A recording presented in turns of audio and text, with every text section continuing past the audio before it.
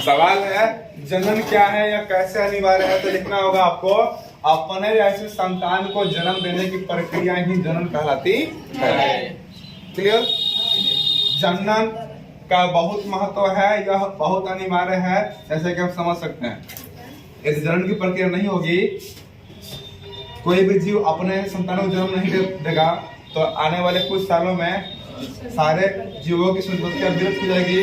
ना धरती पर पेड़ पौधा रहेगा, ना जीव जंतु रहेगा। इस तरह जीवन का अंत हो जाएगा, पृथ्वी पे आने की तरह हो जाएगा। बस चित्र बनाने वाला सवाल जब पूछेगा परीक्षा में, तो एक बात दिमाग में रखना है कि कभी भी आधा पेज कवर करके चित्र बनाना है। कुछ इस प्रकार शुक्राणु का चित्र बनाना है। इसे बना देना है गोल अंडा की तरह, केंद्रक बना देना है। फिर इसको ऐसे कर देना है, फिर इसको ऐसे कर देना है, फिर इसको ऐसे करके वही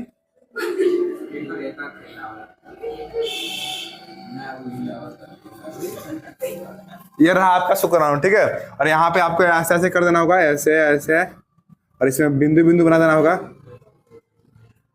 बिंदु पर जब बन जाएगा तो नामकरण करना होगा। नामकरण बहुत जरूरी है, सिर्फ चित्र बनाने से नहीं होगा, नामकरण करना बहुत जरूरी है। इसका नाम क्या है? पूंछ। और याद रखना, ऑब्जेक्टिव सवाल में पूछता है कि पूंछ के हिलने से ही शुक्राणु में गति होती है। जिससे पूंछ हुआ हिलेगा उसे शुक्राणु आगे भागेगा। क्योंकि पतंग में पूंछ, हम जितने पूंछ पे हिलता है, पूंछ लम्हा रखते हैं तो पतंग खूब आकाश तक उड़ता है। उसी तरह जैसे जैसे पूंछ हिलेगा उसे वैसे शुक्राणु आगे जाएगा। इसको बोलते हैं हम शीर्ष भाग। क्या बोलते हैं? शीर्ष भाग। इसको बोलते हैं हम केंद्रक। क्या बोलते हैं? केंद्रक। इसको बोलते हैं हम सिर। क्या बोलते हैं? सिर। इसको बोलते हैं हम गिरवा। गिरवा नहीं, गर्दन। और इसमें होता है माइटोकॉन्ड्रिया। क्या होता है? माइटोकॉन्ड्रिया, यानी ऊर्जा गृह, पावर हाउस। और ये है हमारा मध्य भाग। क्या है? मध्य भाग। और ऐसे बना के इसमें पतला से अंदर अंदर पतला पतला पतला पतला खींच देना है। ये रहा हमारा शुक्राणु का नामांकित। आधा पेज में बनाना होगा चित्र वाला सवाल। ठीक है, इस बात को दिमाग में रखना है। ठीक है, सवाल पूछेगा मासिक चक्र या ऋतु स्तर चक्र को समझाएं, तो कुछ इस प्रकार इसको डिफाइन करना है। मेरे बातों को ध्यान से सुनना है। मैं बहुत ही आसान भाषा में सवाल का जवाब परोसने का काम कर रहा हूँ। कोई किताबी भाषा नहीं है, कोई भास्ट लैंग्वेज नहीं है। लैंग्वेज बहुत सिंपल है, कहानी के अनुसार है। सबसे पहले देखो, ध्यान दे दिया जाए, ध्यान दूंगा। सवाल है मासिक चक्र या ऋतु स्तर चक्र किसे कहते हैं। तो याद रखना है, नॉन प्राइमेट जीवों में मासिक चक्र की प्रक्रिया होती है।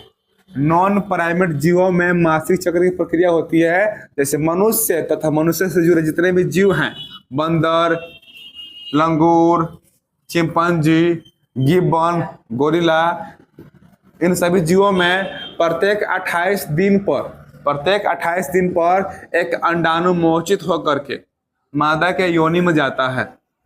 अंडाणु 14 दिनों तक शुक्राणु से मिलने का इंतजार करता है।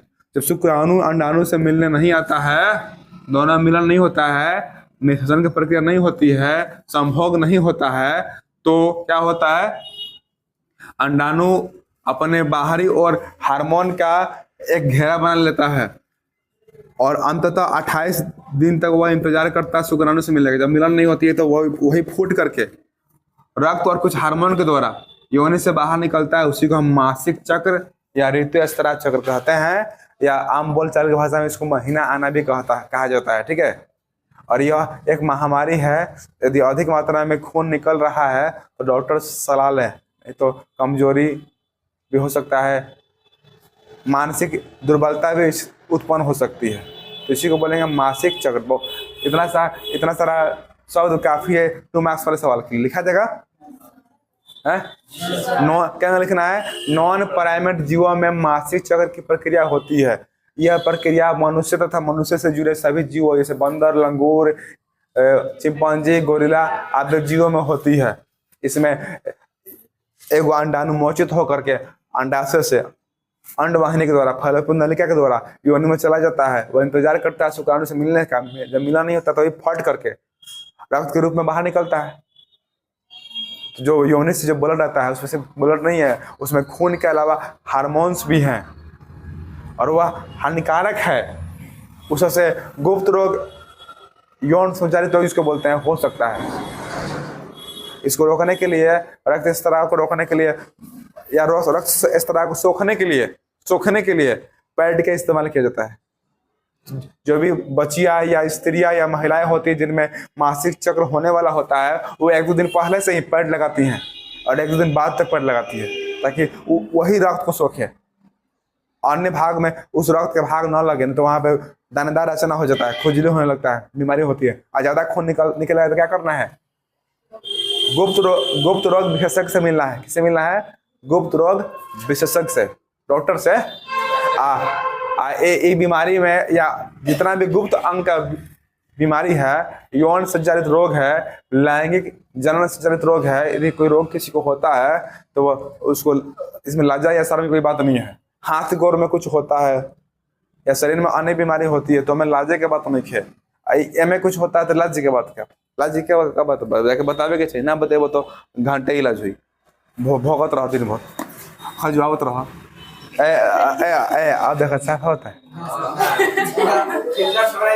माने सब साफ होत, शब्द से मतलब प्रसव क्या है? प्रसव क्या है? इस सवाल कभी कभी प्रसव ना पूछ के पूछता है डिलीवरी क्या है। प्रसव या डिलीवरी क्या है तो याद रखना है, जब नर युग्मक शुक्राणु मादा युग्मक अंडाणु से मिलता है संभोग के बाद, तो यह जायगोट बनाता है, जिसको हम युग्मनज भी कहते हैं। यही जायगोट आगे चलकर 9 माह के उपरांत शिशु का रूप लेता है और शिशु का जन्म ही प्रसव कहलाता है। शिशु का 9 माह के बाद जन्म ही प्रसव कहलाता है। प्रसव को हम डिलीवरी भी कहते हैं। और इस समय 16 से 25 हड्डी टूटने जितना दर्द होता है, इसी को हम प्रसव पीड़ा कहते हैं। क्या कहते हैं? प्रसव पीड़ा। नोट हो गया? शुक्र जनन और अंड जनन को समझाएं, ठीक है। तो आपको वैसा लिखना होगा, शुक्र जनन के अंतर्गत शुक्राणु का वृषण से परिपक्व होकर के बाहर निकलना ही शुक्र जनन कहलाता है। यह कब बनना शुरू होता है? तो 13 से 15 वर्ष की उम्र में, लड़का में 13 से 15 वर्ष की उम्र में वृषण से शुक्राणु का बाहर निकलना ही शुक्र जनन कहलाता है। और स्त्रियों में, बच्चियों में 11 से 13 वर्ष की उम्र में अंडाणु बनने लगता है और अंडाणु का बाहर निकलना ही अंड जनन कहलाता है। कहने का मतलब तात्पर्य यही है कि शुक्र जनन और अंड जनन के दोनों के समूह को ना हम युग्मक जनन कह सकते हैं। क्या कह सकते हैं? युग्मक जनन। यानी शुक्राणु का बनना शुक्र जनन कहलाता है और अंडाणु का जब बनना अंड जनन कहलाता है। लिखा जाएगा? कोई दिक्कत? ठीक है। मादा जनन अंग का नामांकित चित्र बनाए, तो कैसे लिखना होगा, कैसे बनाना होगा, ध्यान देना है। पहले हैंग बनाए के बाद हैंग, ठीक है। आ रहा कैमरा में सब? आ रहा बुआ? ठीक है। और ऐसा ऐसे करके ऐसा कर देना होगा। आ जाए करना है, बोलो। उसके बाद ऐसे ऐसे करके ऐसे मिला देना होगा।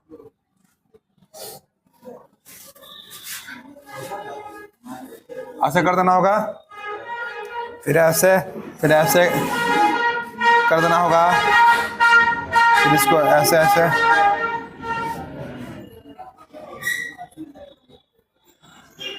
कर देना होगा। और यहाँ पे ऐसे यहाँ पे अंड वाहिनी बनाना होगा, फिर यहाँ पे भी अंड वाहिनी बनाना होगा। और नामकरण जरूरी है, नामकरण करना अति आवश्यक है। इसको लिखना होगा अंड वाहिनी, सॉरी अंडाशय, इसको बोलेंगे अंड वाहिनी, यानी फैलोपियन नलिका, इसको बोलेंगे हाइमेन, इसको बोलेंगे वल्वा, क्या बोलेंगे? वल्वा। इसको बोलेंगे अंडाशय। और इस तरह हमारा 2 मार्क्स मिल जाएगा, ठीक है। इसको घर पर प्रैक्टिस करना है, बहुत ही इंपॉर्टेंट चित्र है, ठीक है। दादा अगला सवाल 7 नंबर पूछेगा, अपरा क्या है? अपरा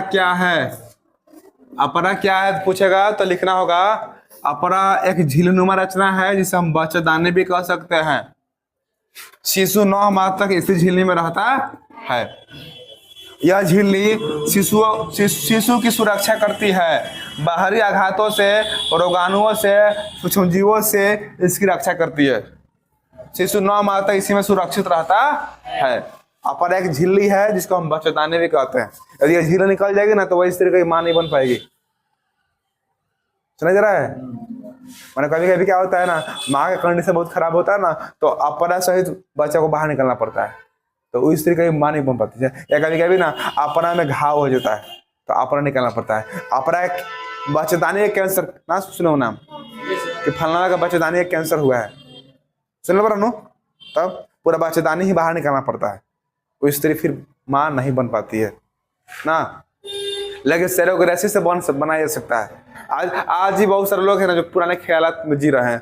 अभी भी बहुत सारे हम बहुत कोई एग्जाम्पल में देखे हैं ना कि लगभग उनका शादी हुए 20 साल 25 साल 30 साल हो गया, अभी तक उनका बाल बच्चे ना हुए, तो वो भी चाहे तो सेरोगेनेसिस से पापा माँ बन सकते हैं।